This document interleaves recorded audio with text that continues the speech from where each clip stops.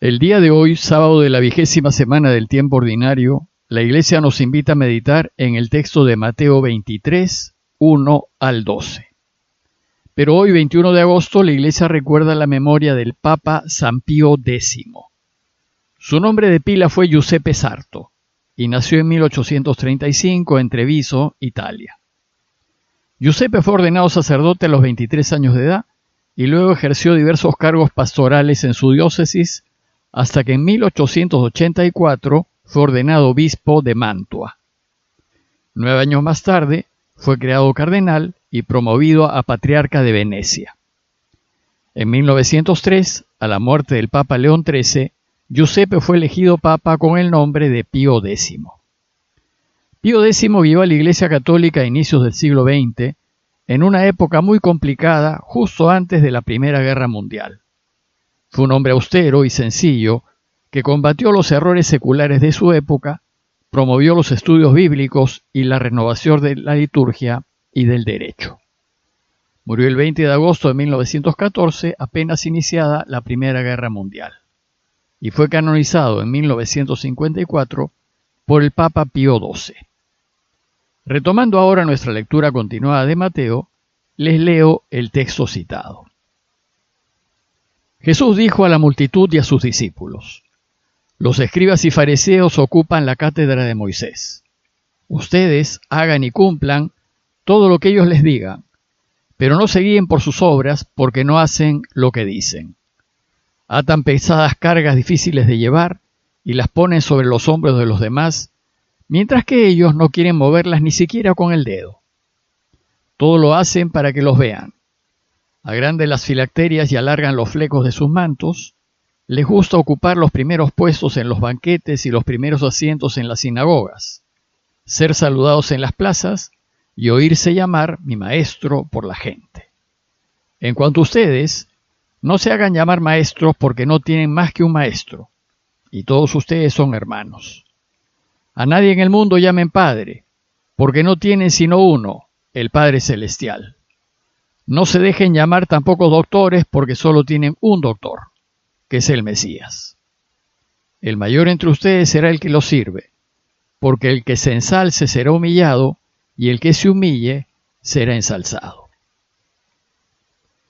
En Jerusalén Jesús fue fuertemente cuestionado por las autoridades religiosas del pueblo, pero con su conocimiento e interpretación de la ley, los dejó desconcertados y sin argumentos.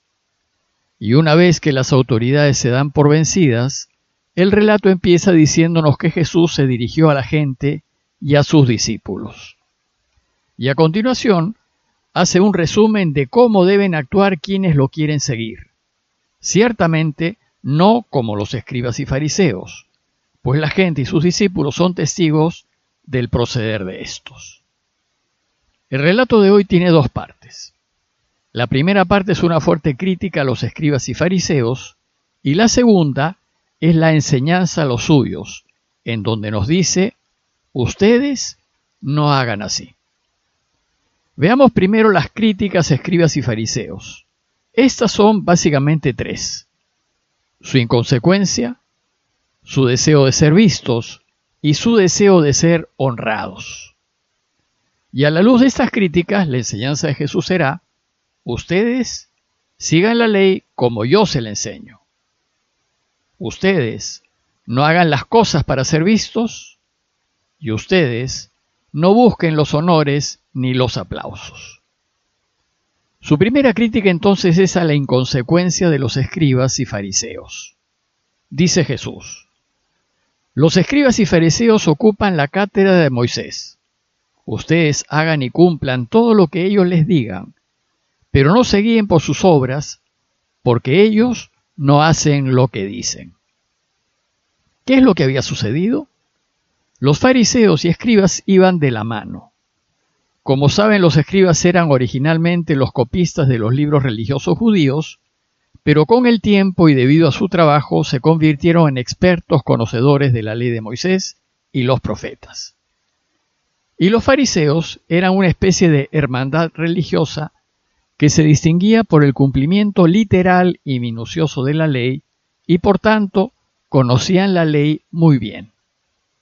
Y como estos dos grupos de personas se sabían la ley, ellos se habían vuelto los que le enseñaban. Se sostiene que toda la red de sinagogas de Israel, en donde se estudiaban las Escrituras, era llevada por fariseos. Por eso Jesús dice que ellos ocupan la cátedra de Moisés. Cátedra significa el sillón desde donde el profesor enseña, porque antes enseñaba sentado. Los catedráticos son aquellos que enseñan desde su cátedra. El obispo también enseña, y su cátedra está en la catedral. Entonces los escribas y fariseos conocen la ley muy bien y la enseñan.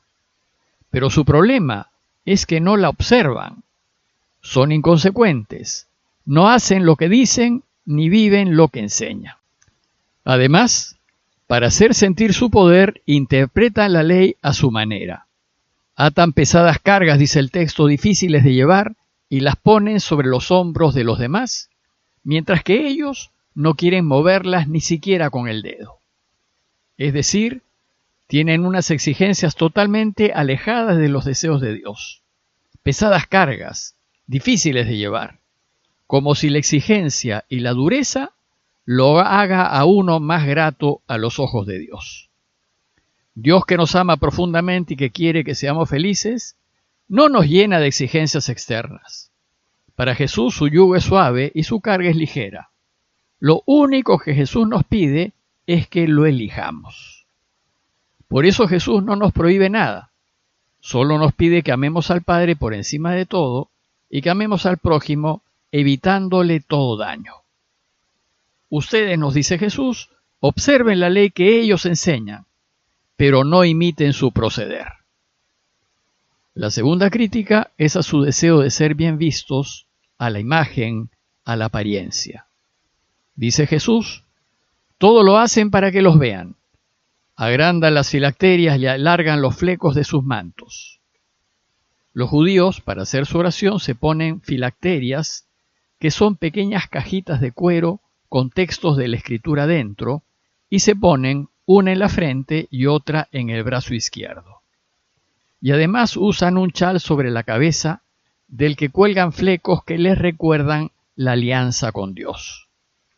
Jesús critica a quienes agrandan las correas de sus filacterias, las hacen más grandes y vistosas, y alargan los flecos de sus mantos para llamar la atención, a fin de mostrar su piedad y hacer pensar a los demás que son hombres de Dios. Es decir, ellos hacen visibles y externos sus actos de piedad para ser vistos, como si eso lo fuese a salvar, olvidando que lo que salva no es lo que te pones encima, o los golpes de pecho que te das, o las estampitas que llevas, sino lo que haces. Y la tercera crítica de Jesús es a su deseo de ser honrados y ser considerados importantes. A ellos, les dice Jesús, les gusta ocupar los primeros puestos en los banquetes y los primeros asientos en las sinagogas, ser saludados en las plazas y oírse llamar mi maestro por la gente. Los primeros puestos de las sinagogas estaban reservados a los ancianos y maestros, a aquellos que merecían esos puestos por su trayectoria y consecuencia de vida. La crítica de Jesús es que escribas y fariseos, no mereciéndolo, buscan a como dé lugar esos honores. A ellos les gusta que los llamen maestros o rabí, que estrictamente hablando no solo significa maestro, sino significa algo así como mi grande, mi excelso, mi máximo referente. Y entonces, a partir de esto que Jesús critica, vienen las enseñanzas a los suyos. Una cosa es que tú busques ser llamado maestro, mi grande, mi excelso, que está mal, y otra es que la gente, por tu consecuencia de vida, te llame naturalmente maestro. A Jesús mismo lo llamaron maestro, pero él nunca buscó ser llamado así. Por eso dice Jesús, ustedes no se hagan llamar maestro, porque no tienen más que un maestro, y todos ustedes son hermanos. Ustedes no busquen ese título, no presuman lo que no son. Y en la misma línea da otros 2 ejemplos. No busquen ser llamados padres o doctores. A nadie en el mundo llamen padre porque no tienen sino uno, el Padre Celestial. Y no se dejen llamar tampoco doctores porque solo tienen un doctor, que es el Mesías. Dios es el verdadero maestro, el verdadero padre, el verdadero doctor. Los hombres, nosotros somos maestros, padres y doctores de manera vicaria, es decir, no por méritos propios, sino porque participamos de lo propio de Dios. Si uno busca ser llamado padre o doctor, es muy criticable. Si uno ambiciona ser llamado así para ser honrado por la gente, está muy lejos del camino cristiano. Esos títulos no deben salir de uno, sino de la gente que se siente naturalmente querida y acogida por uno. Desde los inicios los cristianos llamaron padres a quienes se ocupaban de ellos, pero porque se ocupaban de ellos.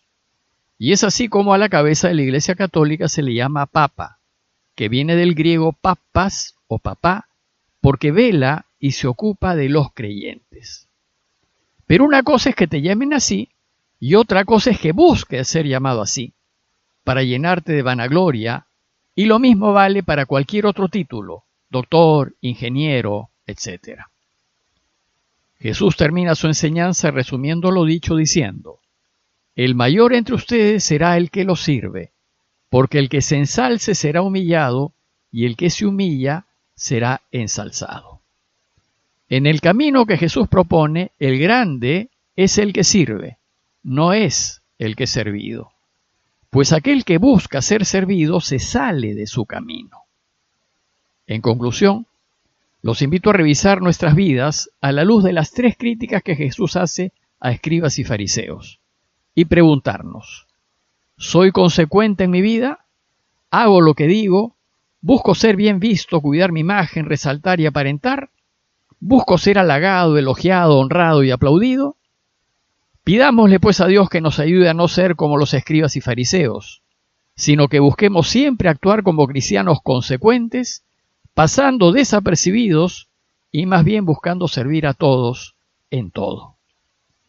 Parroquia de Fátima, Miraflores, Lima.